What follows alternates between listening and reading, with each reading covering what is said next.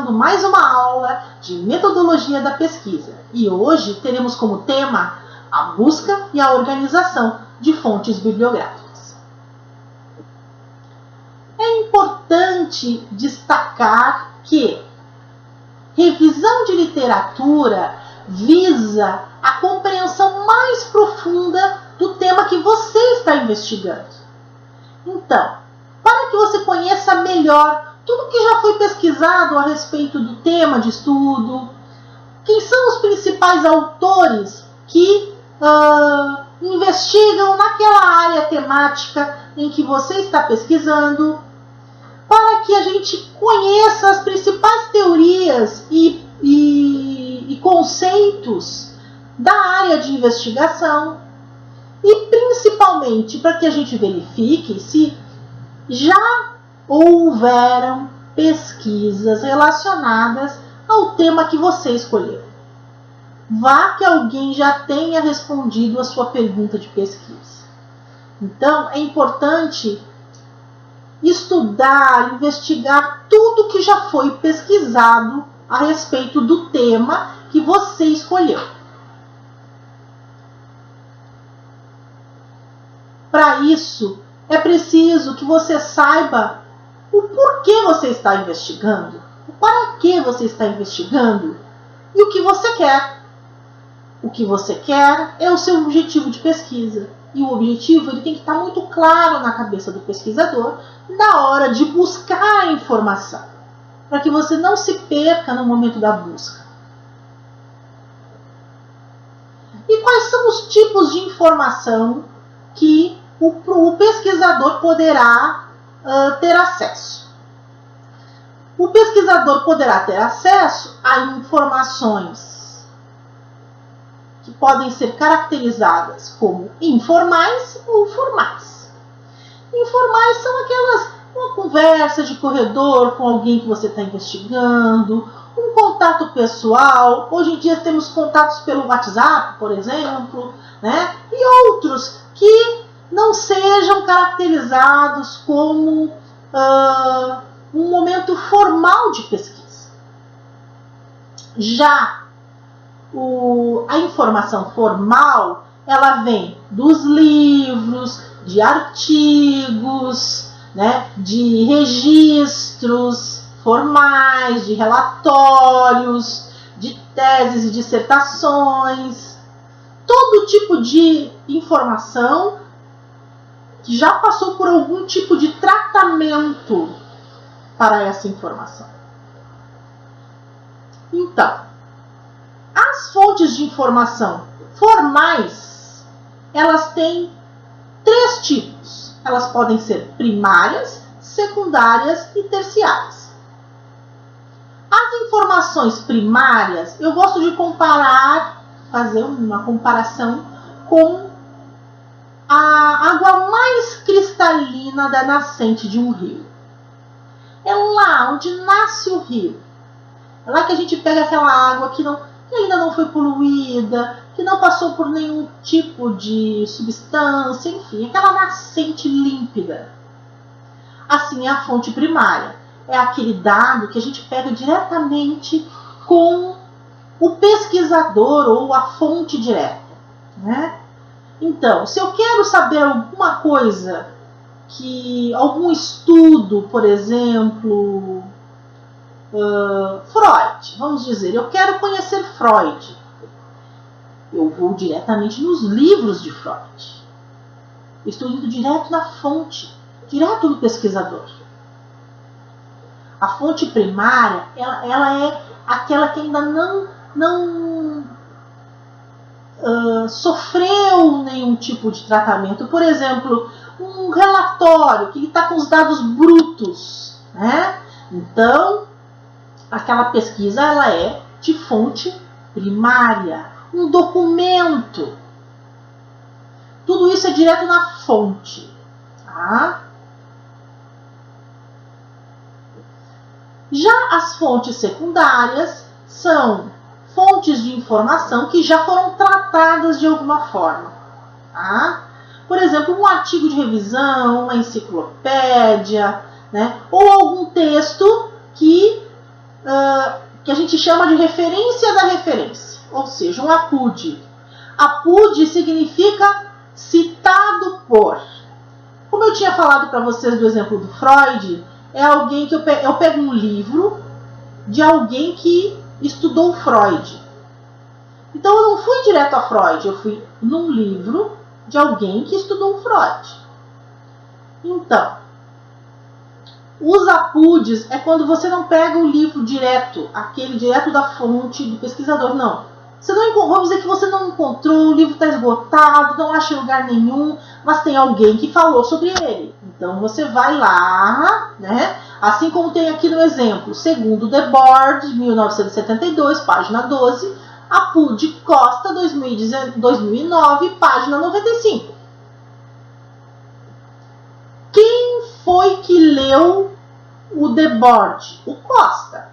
Tá? Porque APUD significa citado por. Nunca esqueça. APUD significa citado por. Então, segundo Debord, 1972, que foi citado por Costa, 2009.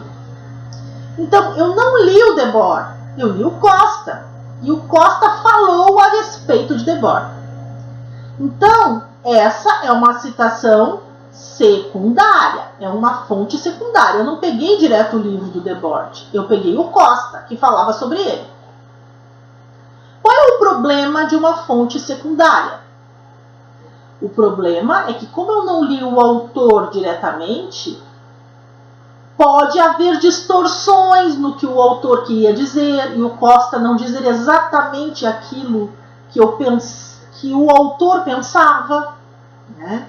Então, quando a gente não pega um autor direto, a gente pode ter esse risco, tá? De que a informação não venha exatamente como do autor original. Tá? Então, o que a gente deve preferir? Fontes primárias. Quer dizer que a gente não vai usar as fontes secundárias? Não. Quer dizer que você deve preferir as fontes primárias.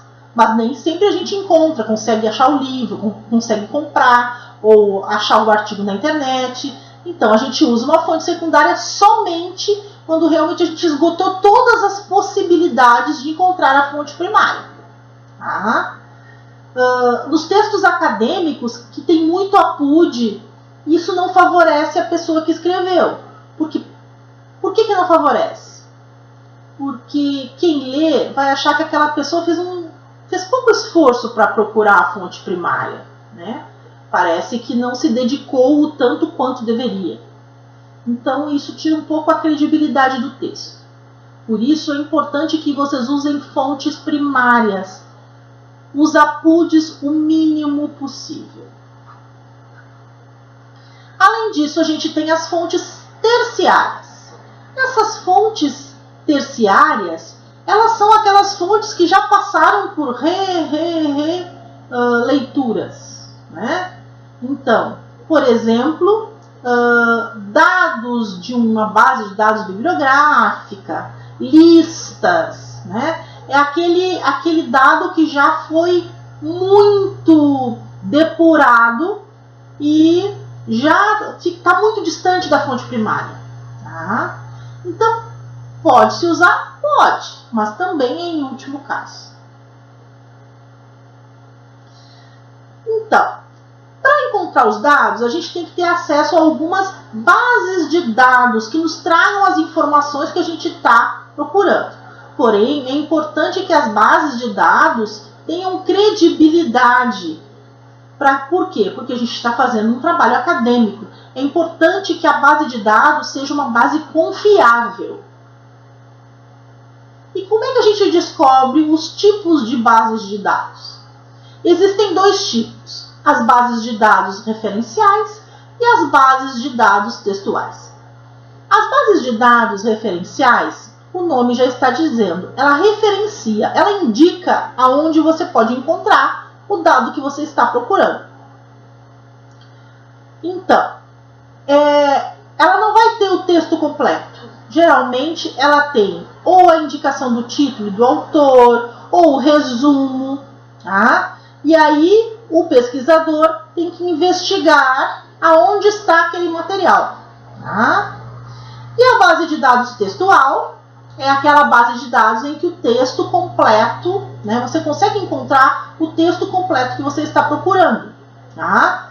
Um exemplo, Google Acadêmico, Google Livros, o portal da CAPES, tá? O Cielo. Tá? Existem vários portais de muito boa qualidade em que você consegue encontrar materiais com valor científico, né? Que não é que é um texto que tem uma qualidade científica. E esses textos para acesso, eles podem ter acesso livre ou acesso restrito. O Google Acadêmico, por exemplo, é uma base de dados, o Cielo é de acesso livre. Já existem outras bases que você tem que pagar para ter acesso. Tá? Aí o acesso é restrito. Ou eles colocam uma parte do texto, se tu quiser olhar inteiro, tem que pagar. O Google Acadêmico é uma excelente opção para realizar a pesquisa do referencial teórico. Pode ser chamado de Google Acadêmico ou Google Escolar. Tá? E ele traz sempre atualizado, né, os principais artigos publicados em diversas bases, outras bases. Como é que a gente faz? O Google Acadêmico ele também tem um sistema de alertas que é muito interessante. Por quê? Porque ele vai mandar para o teu e-mail os últimos artigos, os mais recentes, que foram publicados com o tema que você está investigando. Como é que a gente faz isso? Primeiramente, é importante que você tenha um Gmail. Tá? Então, você entra no Google Acadêmico, bem lá em cima vai ter criar alerta, fazer login, depois criar um alerta. Tá? Aí você vai clicar em criar alerta, vai preencher com o assunto que você está pesquisando, o nome, e vai clicar no criar alerta. E toda vez que sair publicado alguma coisa, eles mandam o texto, o artigo para o teu e-mail. Pontos positivos, pontos negativos. É muito bom porque você está sempre atualizado sobre tudo que está sendo publicado a respeito daquela temática, mas tem um ponto negativo, que é, geralmente eles vão te enviar uma listagem de 10 artigos. Nessa listagem podem ter coisas a respeito do que você está investigando, mas também podem ter coisas que não tem nada a ver com nada, né, do que você está pesquisando. Então, é só uma questão de selecionar, né? Quando tiver alguma coisa de interesse seu, você abre e lê ou baixa. E também vai vir muita bobagem. E aí a gente tem que ter esse olhar mais atento para o que é enviado pelos alertas. Bom, se você quiser melhorar ainda a busca para que ele seja mais preciso, pode usar o asterisco ou as aspas para que seja selecionado artigos que digam exatamente o que você está pesquisando.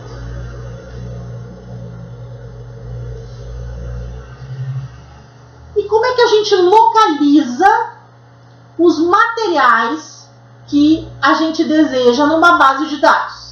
Primeiro, a gente tem que verificar quais são as palavras-chave principais da minha pesquisa. O que eu realmente quero pesquisar? Tá?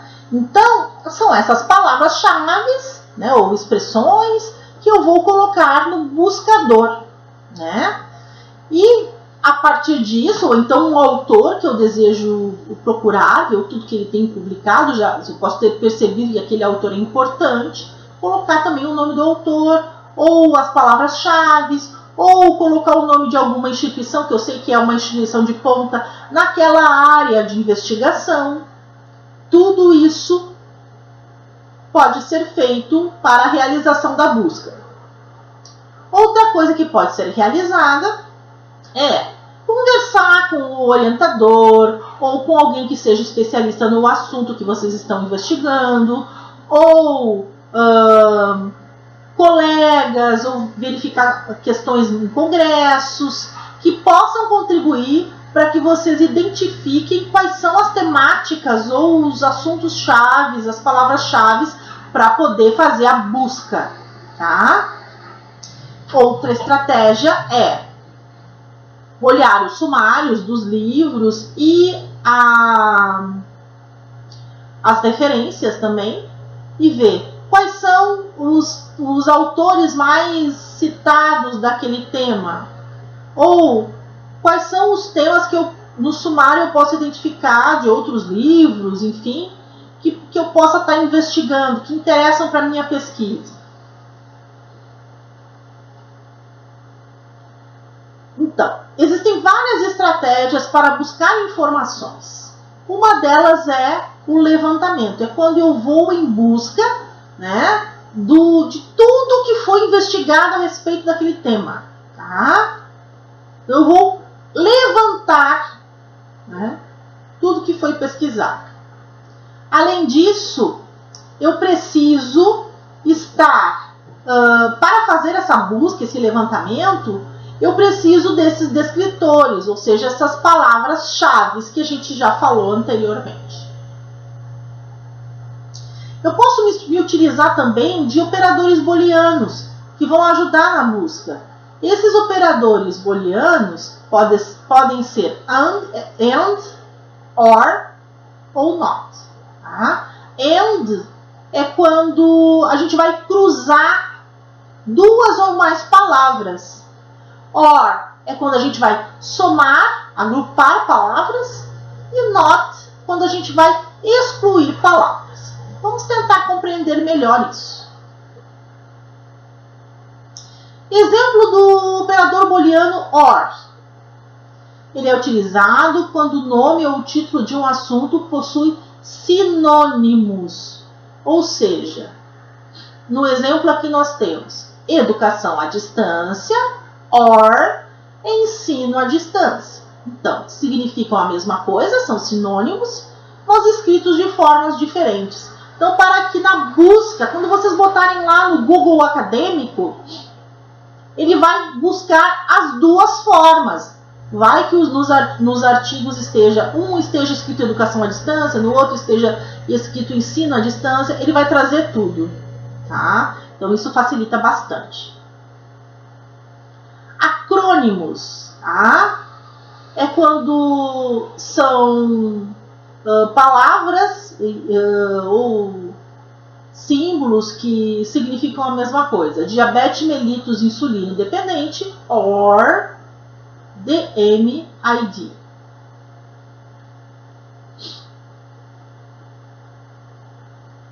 Operador booleano OR. Quando o nome e o título do assunto possuir variantes. Então, é quando uma palavra é escrita de várias formas. Então, a gente intercala com o OR. É a mesma palavra escrita de formas diferentes. E quando o nome e o título apresentarem grafias diferentes. Por exemplo, raio-x or raios-x or raio-x. Tá? Então, a gente coloca o OR e tenta buscar todas as formas possíveis de escrita. O operador booleano OR ainda pode ser usado quando o nome e o título apresentarem termos relacionados. Por exemplo, pneumopatias obstrutivas, or asma, or bronquite, or efizema pulmonar.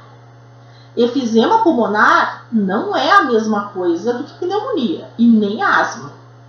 Não é a mesma coisa que bronquite. São coisas diferentes, mas que todas têm uma relação em comum. São doenças respiratórias.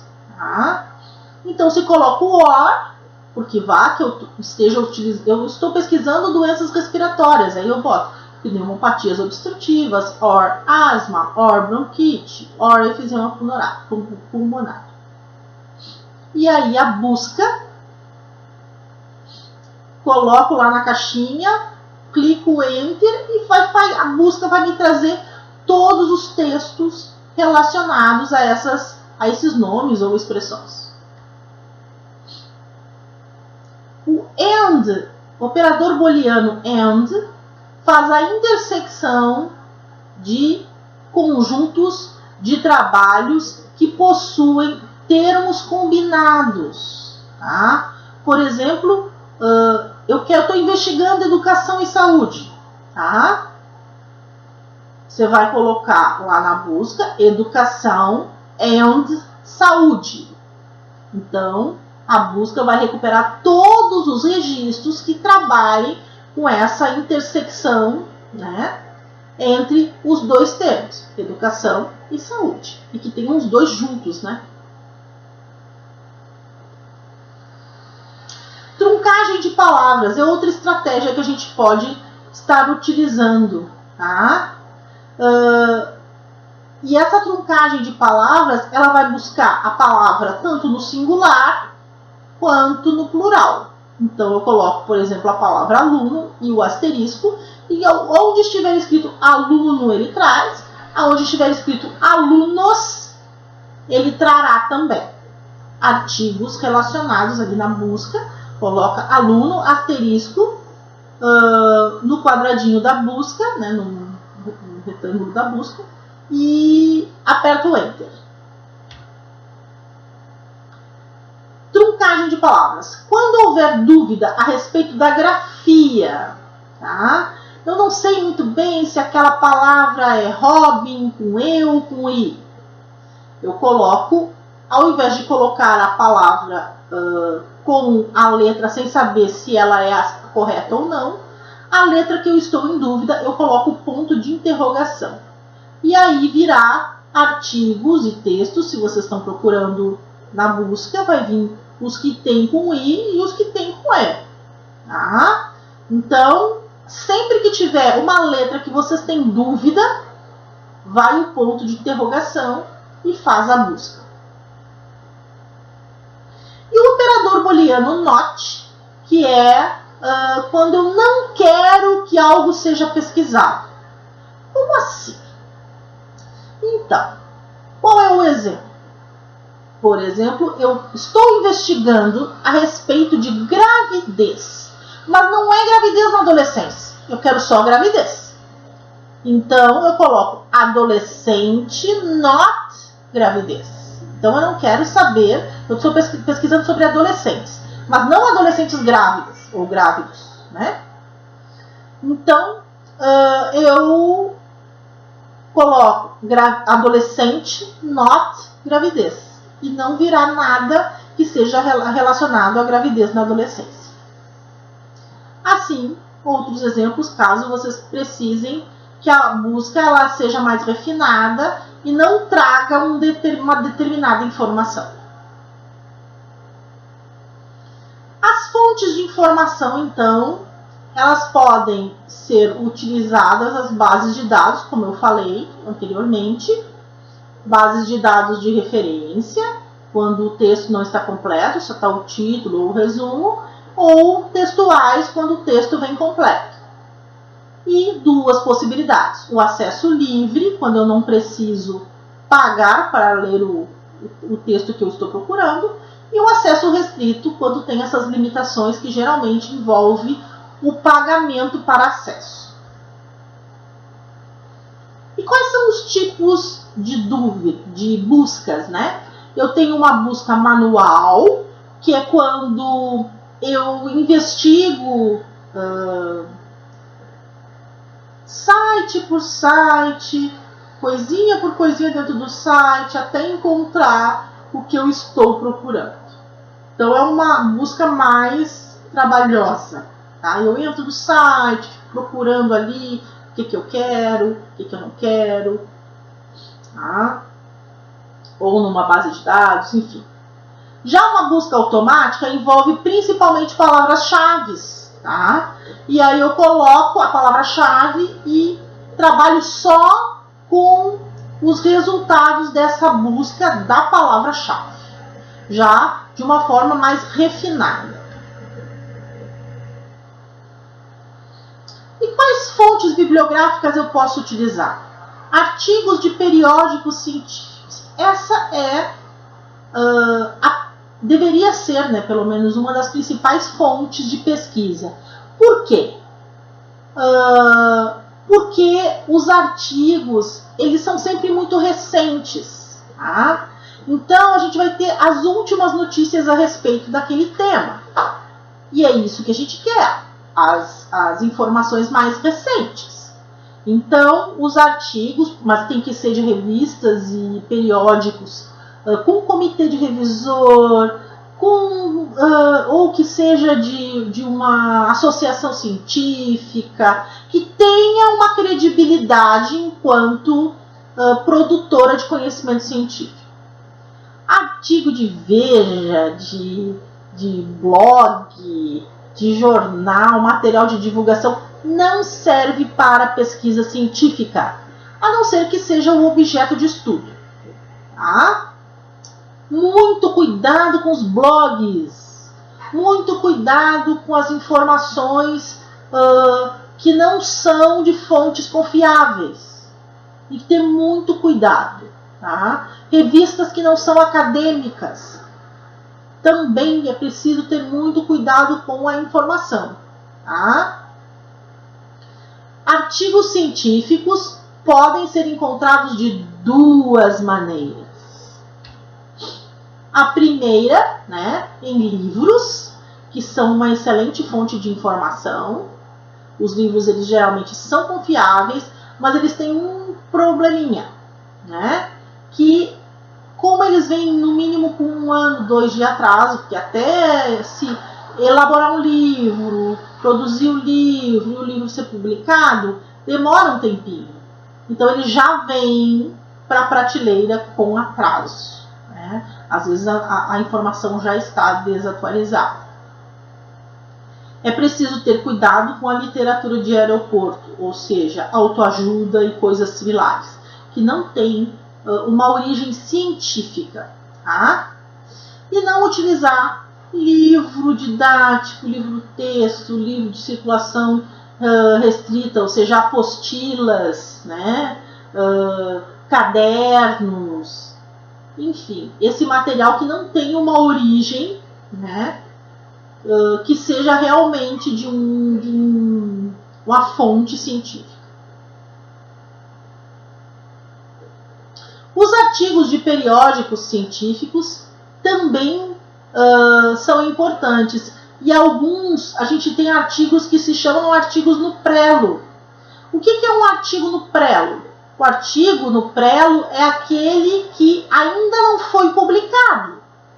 Ele foi aprovado ou está em fase de aprovação, né? E só quem tem o texto dele é o próprio autor. Tá? Então pode ser que o autor forneça para vocês um artigo que está no prelo, né? Que ainda não foi publicado. É importante que se coloque nas referências que aquele artigo era um artigo no prelo. Tá? Porque geralmente quando passa pelos revisores, são dadas sugestões de modificação, pode ser que alguma coisa seja alterada no corpo do próprio artigo. Então é importante dizer que aquele artigo é ou estava no prelo. Os artigos de congresso. Existem muitos congressos acontecendo e os congressos muitas vezes não têm aquele cuidado na hora do aceite dos trabalhos. Então é importante que os congressos geralmente sejam de associações científicas da área, né, ao qual se está pesquisando, ou, né, que sejam eventos que tenham uma tradição também, mas é preciso ter cuidado com a qualidade, porque assim como tem artigos muito bons em congressos, também tem muita coisa ruim. Porque não há uma exigência como tem uma revista científica. O nível de exigência é diferente. Então é preciso ter cuidado com os artigos de congresso. E de preferência pegar artigos de congressos recentes. Tá? As teses e dissertações são uma excelente fonte de consulta. A plataforma da CAPES, ela tem um banco de teses e dissertações em que você terá acesso à base de dados, aonde tem o resumo das teses defendidas sobre o artigo que você estará procurando.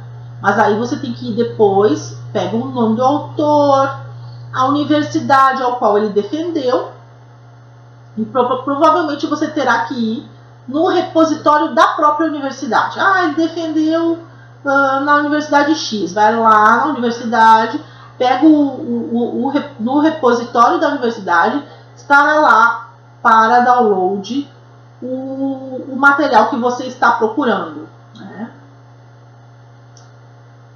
Só que precisa ter um cuidado. A gente não pode copiar, olha o plágio, a estrutura do conteúdo da revisão bibliográfica, né, de uma tese ou de uma dissertação. Isso seria plágio, tá? É preciso tomar muito cuidado. E depois que você consegue o material, então já fez as buscas, salvou tudo, já está com todos os materiais num banco, né, que você vai estar guardando todos os seus artigos, já tem os livros separados, então é a hora de começar a ler esse material. E aí é importante que se faça fichamentos dessas leituras. Porque os fichamentos facilitam muito a vida de quem está investigando. E existem vários tipos de fichamento.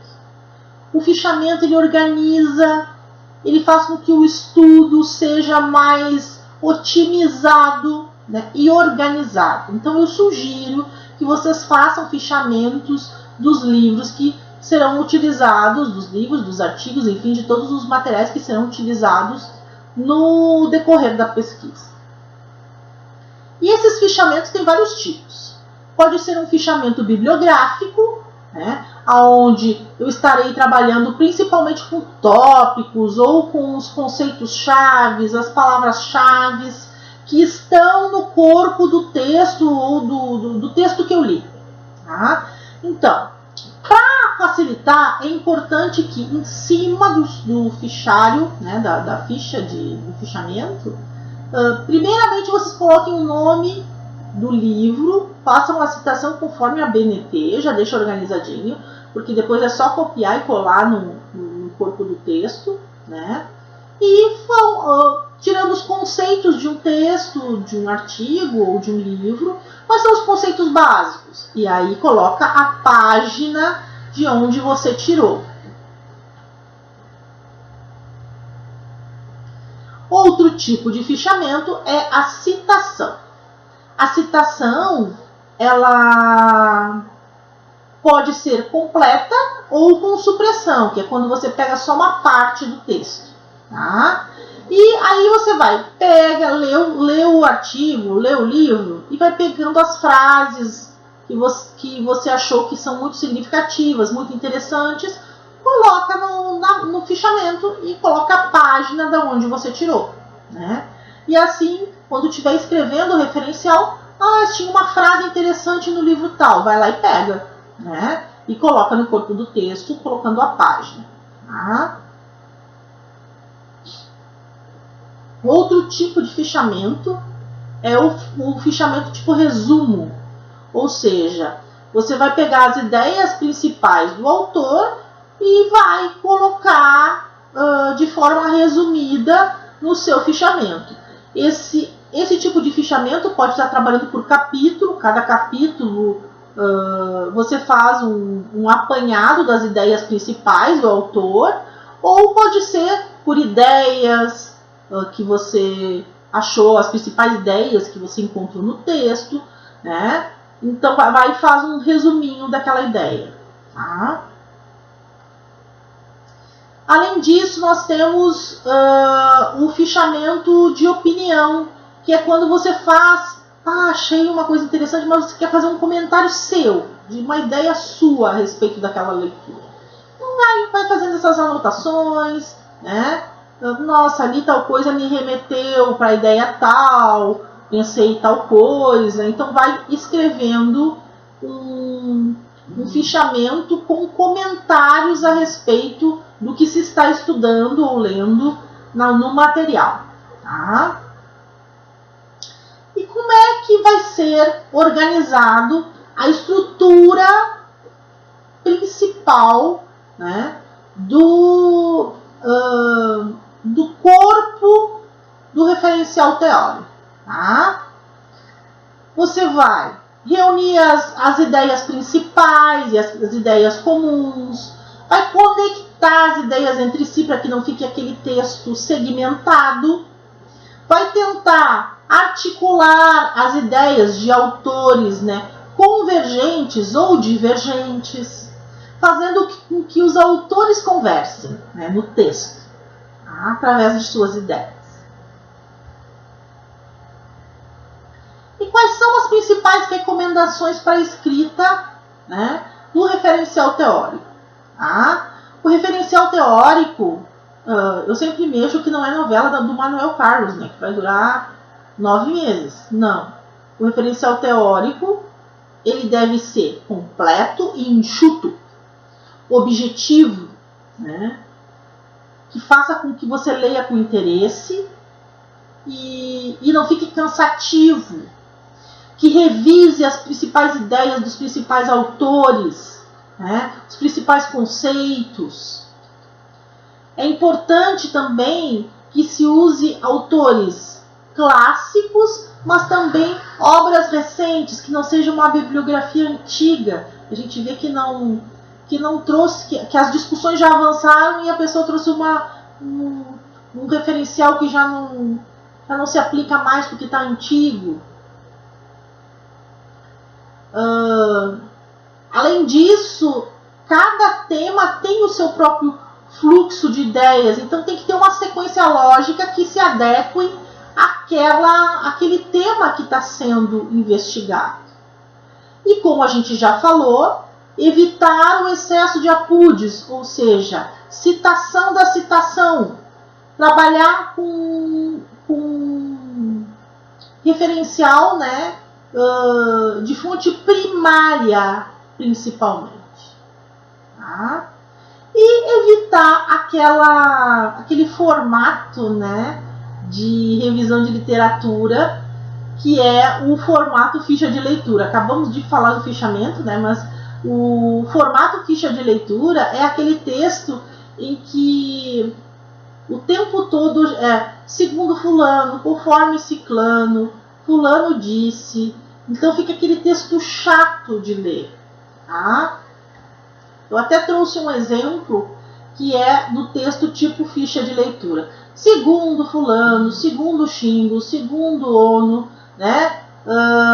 Então a gente pode escrever de outra forma. A gente pode escrever as principais ideias do Xingo, do ONU, e depois colocar no final só a citação, sem ser para fulano, segundo ciclano, conforme Beltrano. É muito chato esse tipo de leitura, esse tipo de texto. E quais são os cuidados, né, que nós devemos ter na hora da escrita? Primeiro, priorizar os periódicos internacionais. Citar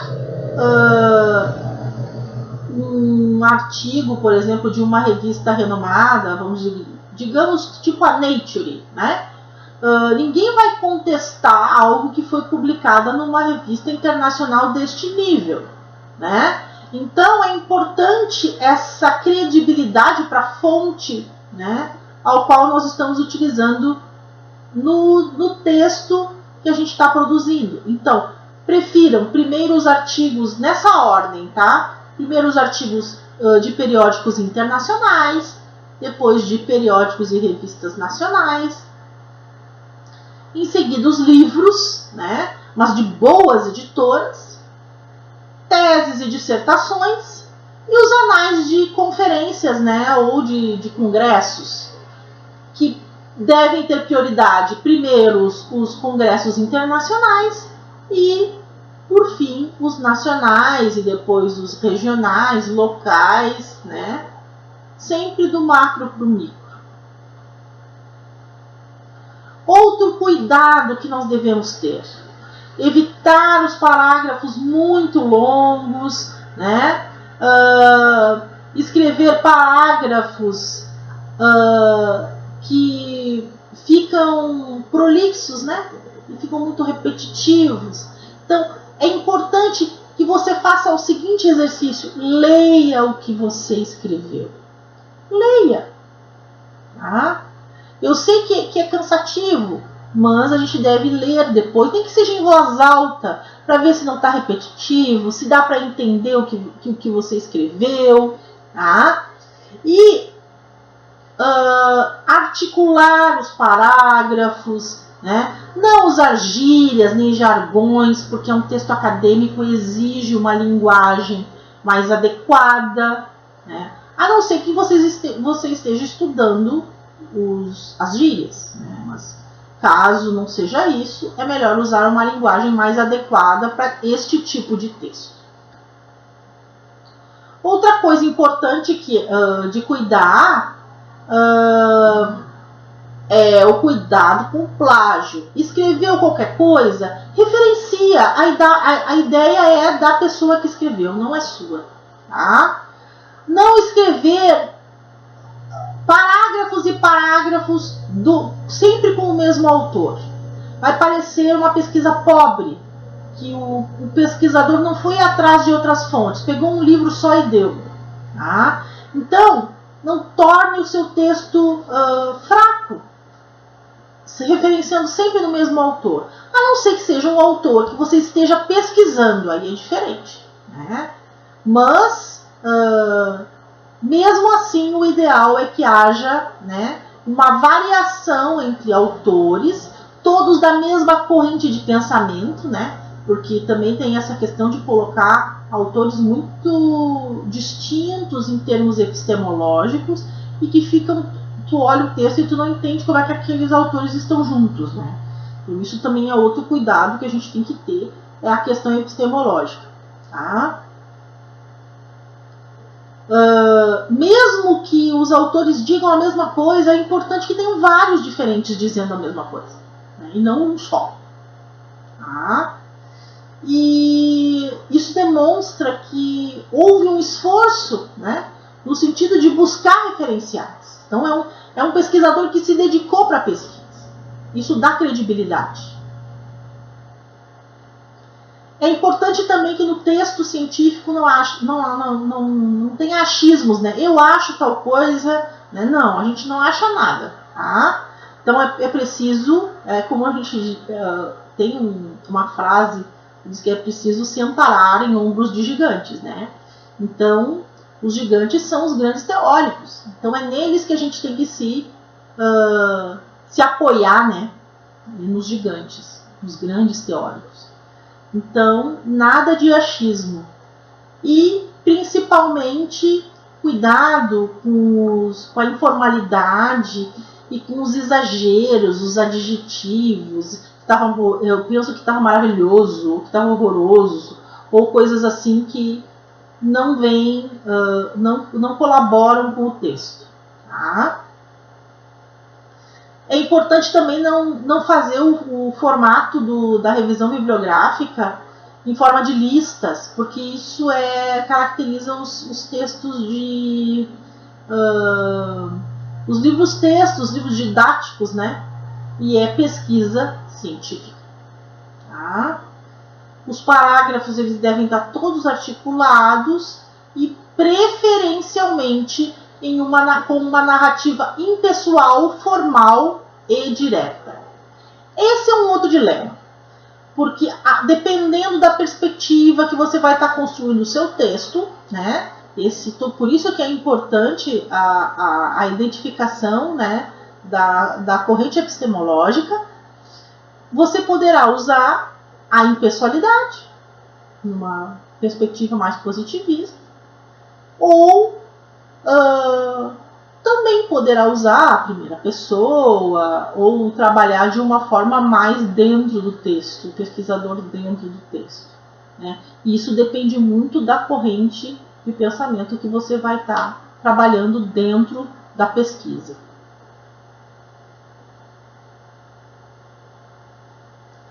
É preciso verificar se as referências estão completas, se tudo que eu citei dentro do texto está no referencial teórico. É preciso fazer um checklist de tudo que eu pesquisei e verificar se está no corpo do texto. Isso é muito importante. E eu ainda dou a dica, enquanto você está escrevendo, já coloca o livro lá no referencial. Ou o artigo, enfim, o material que você pesquisou, já coloca. Eu citei fulano, já coloca fulano no referencial. Para não correr o risco de chegar ao final do trabalho e não saber de onde tirou, que livro é aquele, né? A gente se perde quando fica muito tempo em cima de um único texto, né? E a pesquisa é isso, a pessoa se debruça e às vezes chega no final tu não sabe de onde tu tirou aquele trecho que está ali e que não tem o livro nos referenciais. Então façam isso desde o início. Além disso, existem softwares de controle de referências, enfim, né? O Zotero é um, né? Muito interessante para ser utilizado nessa questão das referências, e ele inclusive já coloca no formato que você deseja, por exemplo na BNT, tá? Já coloca direitinho conforme a BNT nos referenciais. Então podem procurar algum tutorial a respeito do uso do Zotero ou de um outro, né, software, enfim, que contribua para o gerenciamento das referências. É importante também no corpo do texto, do referencial teórico, se você puder utilizar tabelas, gráficos, quadros, qualquer formato esquemático que possa contribuir com o leitor para que, de forma resumida, ele consiga entender o que você quer passar, é bem legal, tá? Então, quadros comparativos de algum tema, isso ajudam na compreensão do texto.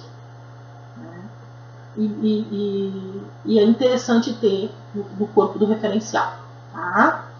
É preciso ter cuidado com as ideias muito repetitivas, frases muito longas, né? E que a estrutura lógica do texto ela seja toda articulada de forma a que quem leia o texto compreenda o que vocês querem dizer. Então, qual é a sugestão de estrutura de organização do referencial? Primeiro, planejem os tópicos que vocês vão tratar. Quais são os principais eixos norteadores, né, do referencial? Criem títulos e subtítulos, que na hora da busca vai facilitar para que vocês não fujam do tema, tá? E organizem as ideias de tudo que vocês pesquisarem em parágrafos, todos esses parágrafos bem articulados.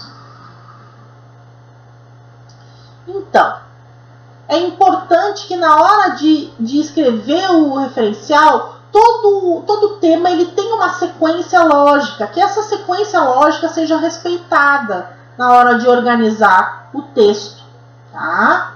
E principalmente nunca esquecer dos principais conceitos que guiam a teoria que vocês estão investigando, né? E ao finalizarem a revisão bibliográfica, fazer um fechamento, não deixar o texto solto, recuperem as principais ideias trabalhadas durante todo o referencial e façam um parágrafo de fechamento. Isso dá uma substância na revisão bibliográfica, né? Deixa ela com um corpo interessante.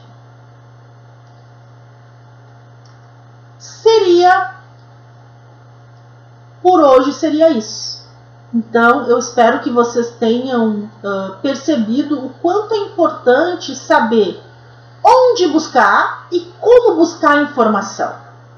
Eu penso que essa fase da busca de fontes é uma fase bem complexa para todos, principalmente quem está iniciando na pesquisa. Então, vejam as palavras-chave, as ideias-chave, os conceitos que vocês querem descobrir, né? Organizem a busca, organizem os fichamentos, façam a redação de forma concatenada, objetiva, né? E o referencial será um referencial realmente de peso e que dê a consistência que o trabalho acadêmico exige, o rigor que ele exige e merece. Seria isso. Por hoje, ficamos por aqui. Um grande abraço a todos. Fiquem bem. Saúde!